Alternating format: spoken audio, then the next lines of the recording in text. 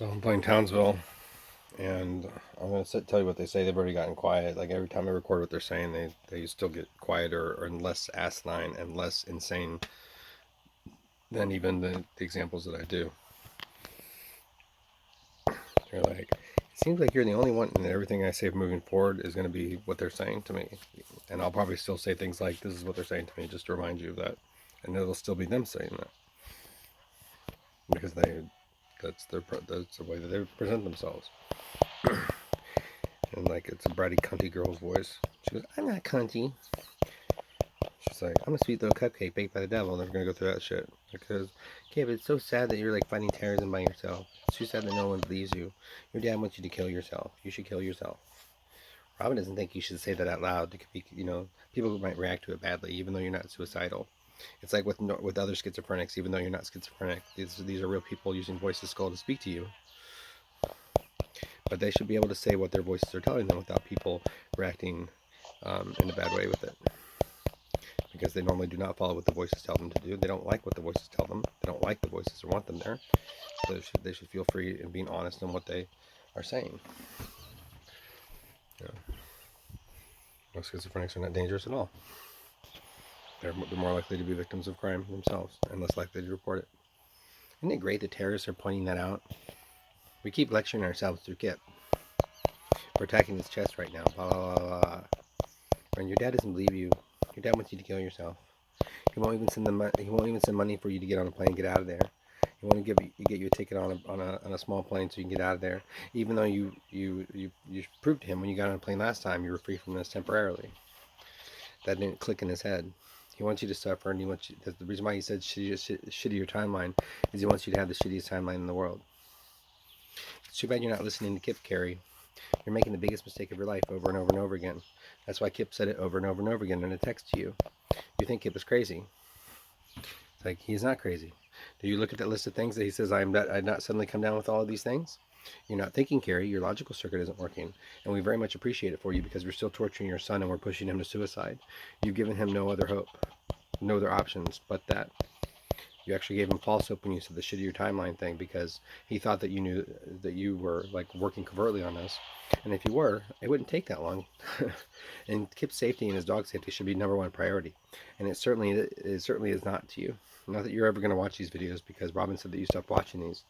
It's so sad too because these videos are like completely blatantly showing you proof that you should and like in your face. And you told Kip that he's trying the same thing over and over and over again. But doing the same thing expecting different results. When in reality, you're doing the same thing expecting different results. Going to Al-Anon is not trying a different thing. You've not once believed Kip or listened to Kip or done what Kip asks, and it's the biggest mistake of your entire life. And you keep making it. You think that if you realize that, you would still listen to Kip, but you don't know what's best under either circumstance. If you knew what was best, you would do what Kip asked. The last thing that he's ever asked from you, to put money in there, and he's not going to go buy drugs on it. It's like, you're such a fool thinking he's like a junkie. That nurse did not tell you that it was the highest levels he'd ever seen. That would be a HIPAA violation, and they don't do levels in the blood. They only do positive or negative, and he was not high on anything. And they didn't take his blood. They didn't even run labs. Period.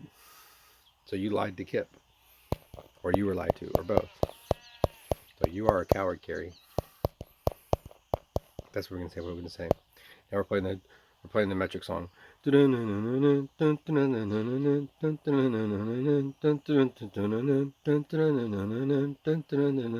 over again. Torture and terrorize me. Yeah, you could be dead at any moment, kid. And your dad wants you to suffer. Your dad wants you to kill yourself, drowning in the sea of hopelessness, which he pushed you down further in by giving you false hope, because he wants you to kill yourself. And he wants you to die, never to be happy ever again, suffering in utter agony, never to be believed or to have received justice. That's what he wants for you. He wants you to die isolated, suffering, miserable. That's what he wants. That is what he wants. That's what he wants. And that's so funny. This is what they're saying. This is what we're saying to Kip. This is not Kip saying that, except in repeating what we're saying to him. Isn't it cool that we can say whatever we want and no one will ever know? No one believes Kip. We've said the most horrible things to him, some of which he's been brave enough to report on here. Or stupid, because then people might respond to it well and put him in an insane asylum. It's too bad. He doesn't need a number to a suicide hotline. He needs someone to help him get on a plane so that he can get out of here. One in which other people can't get on or follow. His dad won't do that because his father wants him trapped with fewer options and no options other than suicide. That is correct. Kerry the Crone cut Kip off and gave him no other options other than suicide. To escape, he has no options to escape the suffering other than suicide. That's what his father wants for him. That is correct. If he did not want that for him, then he would give him the resources necessary so that he could get out of here immediately. You think his safety would be the number one priority, but Kerry doesn't believe Kip. He thinks that Kip is crazy. And it's strange that even if he does believe Kip, but that's how you treat someone who has multiple disabilities, let alone one disability, and that's how you treat a person ever. Kip's right. He is the most disgusting piece of shit alive other than us. That is correct. That's what we're saying to him. Isn't it hard to play a game when we're saying these things to you over and over and over again? Even though you're saying them, we're just taking up more of your processing resources, and it's keeping you from playing the game. Isn't it crazy that this is this is kind of like what we did Kip all day long? You should kill yourself. It's too bad that you and the other thing that you don't realize is that Kip is in a lot of physical pain right now because we're pounding his back right now, and we're also making him sweat because we're doing the heat lamp attack on his face. Electrolasers can be used from a drone hundreds of yards away through barriers. It's so wonderful that people are aware of this, but yet they're not aware of this. And isn't it crazy that we do these public these things, and now we're going to mention the public thing and the radio thing and the midnight oil? How do we know all this? How do we know that Ben likes the little funny face that Madonna does in that video? How would we know that? That's not something you could tell us, is it? Under hypnosis or something? It's too bad. Maybe they do know, but they want you to suffer.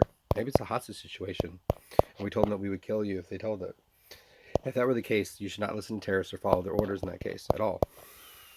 You are making the biggest mistake of your entire life, but not helping Kip get to a plane and to get the fuck out of there with his dog. And the other action is letting him suffer. He's literally suffering every day under physical and sexual assault. And I sound really sincere because I am, and I'm one of the Gangstalkers speaking through Kip right now, and I don't give a shit because I like hurting him. I'm one of the people hurting his back right now. We have 2 people firing electrolasers, and Kip doesn't believe or disbelieve this. We have 2 people firing electrolasers on his back, on his left side and on his right side. And as I did that, we have Pearson on his shoulders, and this. We have a whole team of people doing this. We're obsessed with him and other people. It's not just Kip. We're obsessed with a lot of other people in Austin too that Kip has encountered and that has overlapped and didn't realize, some of whom he didn't realize they were victims. George Longoria, you're a victim. Frank, you should he's told George that. What, George suddenly went schizophrenic? Everybody in Kip's household suddenly went temporarily schizophrenic, except for Will Cicada is still schizophrenic, or we're being subliminal with him, or we're, and Kip's still schizophrenic. Just suddenly at 42, and George at age 50. Suddenly schizophrenic with no history of mental illness, suddenly has an increase in attention deficit disorder, as does Tom, and fibromyalgia, which is a subset of symptoms that Kip is suffering. That's the physical symptoms Kip is suffering as well. Tom is too. He just doesn't hear the voices audibly.